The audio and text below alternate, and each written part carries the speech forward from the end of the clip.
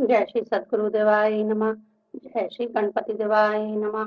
ओम नमः शिवाय। कोटि रुद्र संहिता खंड 21वां अध्याय।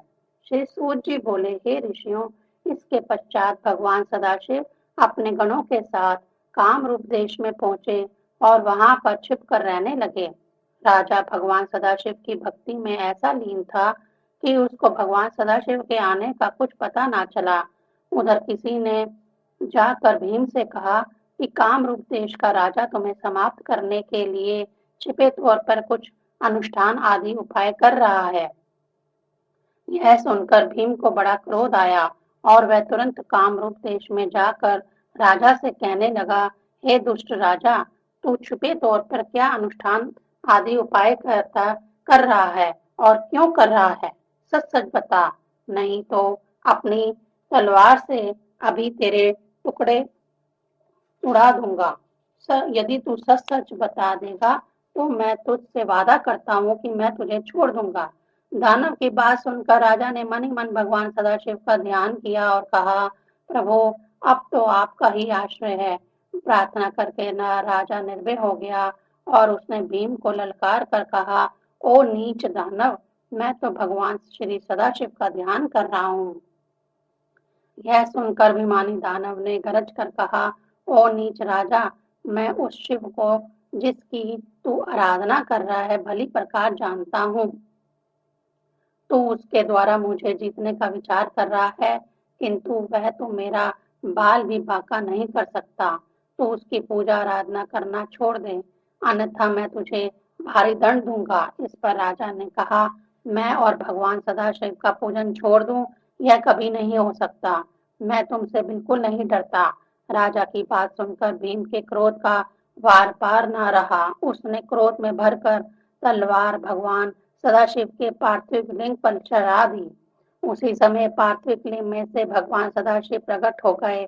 उन्होंने भीम की तलवार पकड़कर उसके टुकड़े टुकड़े कर कर दूर फेंक दी। इस पर भीम ने अपना त्रिशूल उनकी तरफ फेंका। भगवान सदाशिव ने अपने त्रिशूल द्वारा उसके 20 टुकड़े करके भूमि पर फेंक दिए। भीम ने अपनी सेना को लेकर भगवान सदाशिव के साथ घोर युद्ध किया। ऐसा भयंकर युद्ध की धरती और आकाश तक कांप उठे। ऋषि, महर्षि और देवतागण उस युद्ध को देखकर चकित रह गए थे। युद्ध हो ही रहा था कि इतने में देव ऋषि नारद वहां आन पहुंचे और भगवान सदाशिव से प्रार्थी हुए, प्रभु, आप शीघ्र अतिशीघ्र ही इस दानव को मार डालिए। नारद जी की प्रार्थना पर भगवान सदाशिव ने ओंकार शब्द किया, जिससे कि अग्नि की एक ज्वाला प्रकट हुई और देखते ही देखते उसने भीम तथा उसकी सेना को भस्म कर डाला। सूत जी बोले, हे विप्रगण, उस ज्वाला द्वारा वन में सैकड़ों प्रकार की औषधियां उत्पन्न हो गई, जो कि समस्त रोगों का नाश करने वाली तथा सबका मंगल करने वाली हैं। भीम और उनकी सेना की समाप्ति के बाद ऋषि, महर्षि और सभी देवता भगवान सदाशिव के पास पहुंचे और प्रार्थी हुए, प्रभु, इस जगत के कल्याण हेतु आप सदा सदैव के लिए यहाँ पर रह जाइए। भगवान सदाशिव ने ऋषि, महर्षियों तथा देवताओं की प्रार्थना स्वीकार कर ली और वह सदा के लिए कामरूप देश में स्थित हो गए। तभी से उनका नाम भीम शंकर, जगत का कल्याण करने वाला तथा दुखों का नाश करने वाला प्रसिद्ध हुआ। 22वां अध्याय। श्री सूत जी बोले, भगवान सदाशिव ने स्त्री पुरुष के भेद के स्वरूप धारण करके प्राकृतिक तथा पुरुष को पैदा किया। उसने सोचा कि हमारे माता पिता कौन हैं, जो कि दिखाई नहीं देते, और यह विचार करके वह अत्यंत व्याकुल हो गए।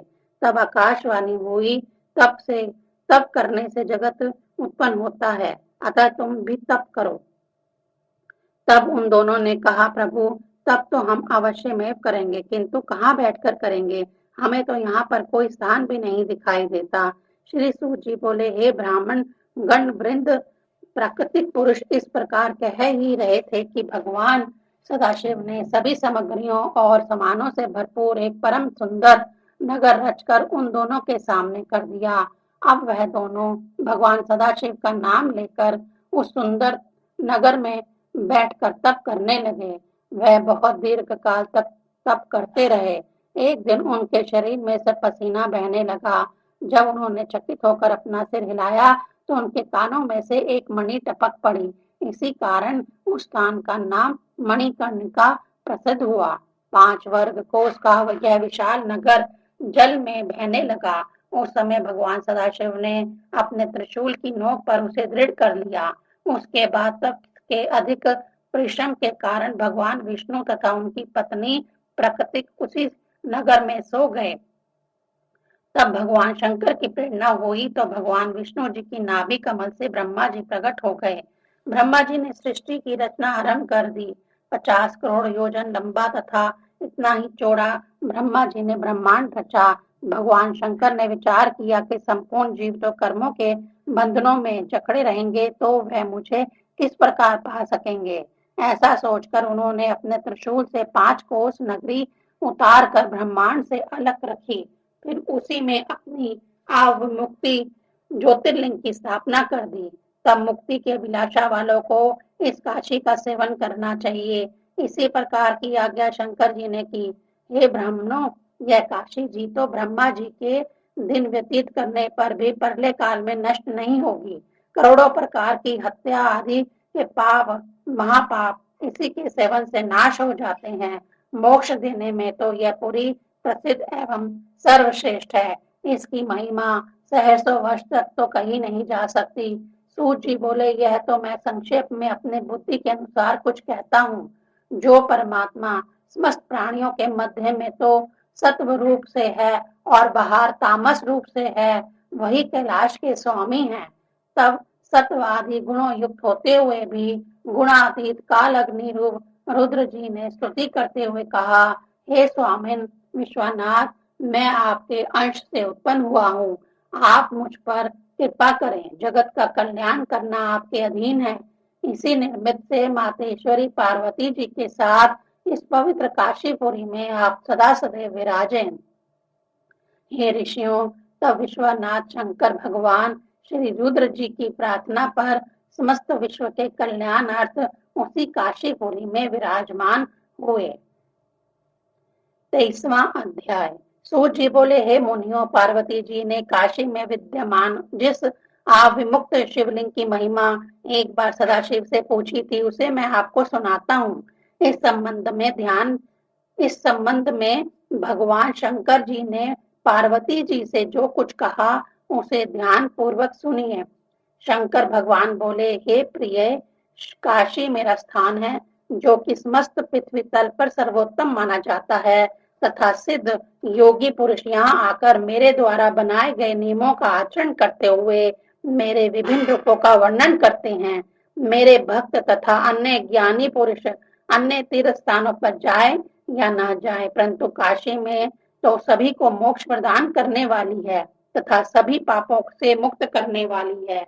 वह चाहे कहीं पर भी मृत्यु को प्राप्त करें, परंतु उनके लिए तो मुक्ति अत्यंत सुलभ और पर्याय है। हे पार्वती, इस पवित्र क्षेत्र की महिमा सुनो। इस काशीपुरी में चाहे किसी अधम से अधम अथवा किसी भी अवस्था के प्राणी की मृत्यु हो, उसे मोक्ष की प्राप्ति होती है।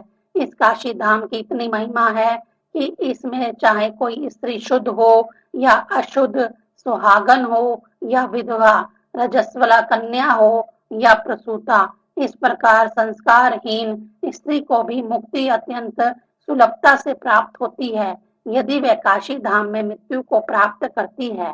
इस काशीपुरी में किसी उत्तम या उच्च जाति, वर्ण, ज्ञान, कर्म कांड, दान, संस्कार, ईश्वर सिमरन, मेरा भजन, पूजन, स्तुति इत्यादि किसी भी वस्तु की आवश्यकता नहीं होती।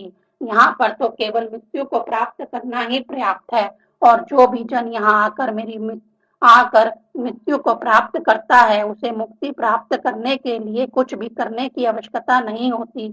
उसके लिए मुक्ति तो स्वतः सिद्ध होती है। यह काशी धाम अत्यंत गोपनीय है। ब्रह्मा, विष्णु, महेश आदि देवता भी इसकी महिमा नहीं जान पाए। योगी राज जन, ऋषि मुनि अनेक जन्मों की कठिन तपस्या के बाद भी जिस मुक्ति लाभ से वंचित रह जाते हैं, वह केवल काशी में शरीर त्यागने से ही प्राप्त हो जाती है। कोई भी मनुष्य कैसा भी दुष्कर्म करके पाप का भागी क्यों ना बन जाए, कितना भी अधर्मी क्यों ना बन जाए, इस काशीपुरी में मृत्यु को प्राप्त कर आवागमन के बंधन से भी मुक्त हो जाता है। यदि कोई प्राणी एकाग्रचित्त होकर मेरा सिमरन करता है, शुद्ध हृदय से मेरी अर्चना करता है, आराधना करता है तथा कठोर तपस्या करते हैं, उनके पुण्यों की महिमा तो हे कल्याणी मैं भी वर्णित नहीं कर सकता। वह पुरुष अत्यंत तेजस्वी व पुण्यवान होते हैं। मेरा सिमरन, पूजन, भजन, अर्चना, वंदना व आराधना करने पर भी वह मेरे रूप में ही लय हो जाते हैं, स्वयं ब्रह्म स्वरूप ब्रह्ममय हो जाते हैं। अतः यह तीर्थ स्थान मुक्ति को प्रदान करने वाला है।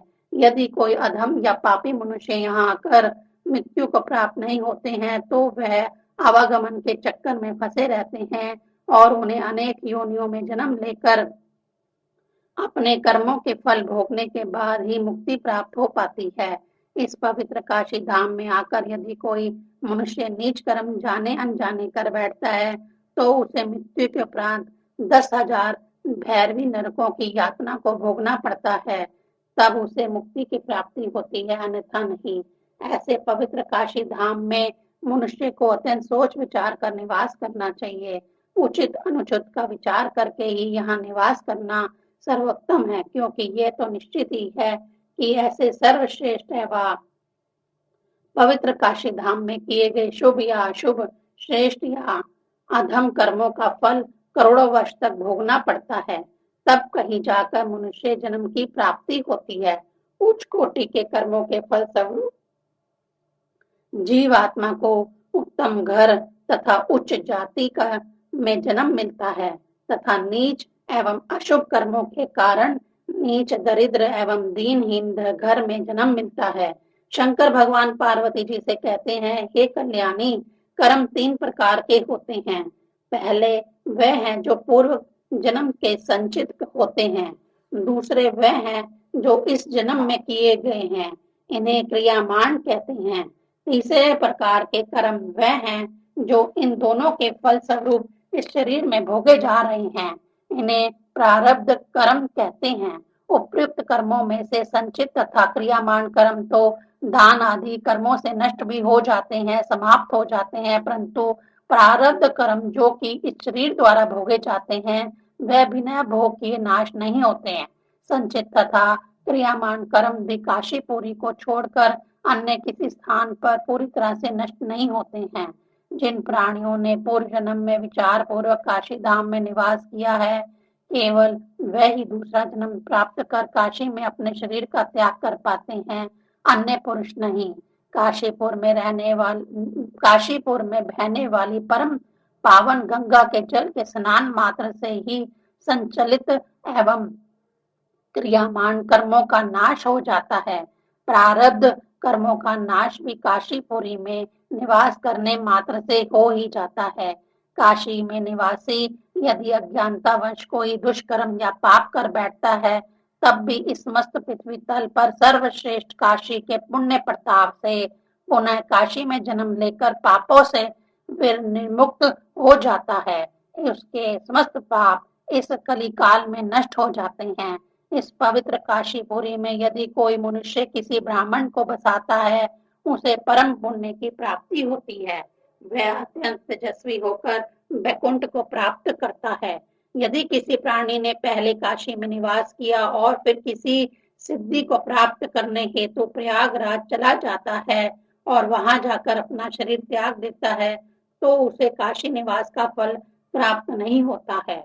यदि कोई मनुष्य बिना किसी मनोरथ सिद्धि के प्रयागराज में जाकर निवास करने लगता है और वहां पर उसकी मृत्यु को प्राप्त होता है, तो उसे पुण्य की प्राप्ति नहीं होती है।